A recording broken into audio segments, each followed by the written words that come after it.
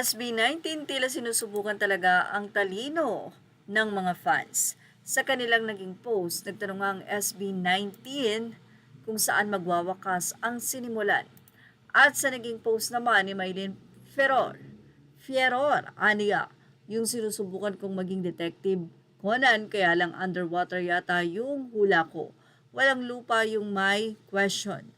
So paano yan? Underwater concert yarn? Ha ha ha. Well, sa naging post na ito ni SB19 or ng SB19 ay tila another puzzle na naman nga daw ang nasabing post na ito ng SB19. At mukhang confirm na nga rin na April 18, 2026 ang date ng kanilang homecoming. Base sa naging post ng grupo ay nakalagay nga doon ang 04.18.2026, wakas simula.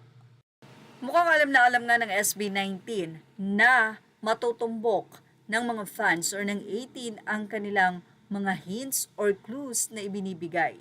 Katulad na nga lang ng date na April 18 for 18-2026 ay nahulaan ng mga fans ang nasabi nga pong clue na ibinahagi ng grupo. Samantala sa nasabing wakas concert, ito naman ang naging say ng ilang fans. Anila, SMC side daw, Cebu Arena with 16,000 capacity. 360 yon, tas may haka-haka na P-pop boy group ang bibinyag. Think of it, sa logo pa lang na so, you can see S and invert W magiging M. You can also spell Cebu sa logo.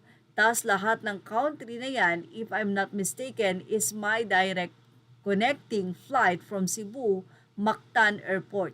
What gives it away is yung question mark is nasa in between ng mga seaside. Ayan na sa Cebu na arena na to with the 360 stage, wala lang yung opening prod na gusto ko, ani na grabe, ang gagaling talaga na mag-detective ng 18. So, sa Cebu nga kaya gaganapin ang nasabing homecoming concert ng SB19? At alam nyo ba na si Justin ay may sagot dito? Narito ang kanyang naging say sa naging tanong ng SB19 page nila. Bakit pa namin yan iisipin? I-release mo naman yan kahit anong mangyari. Oo nga naman, on point talaga itong si Bunso. Anyway, ano sa palagay nyo?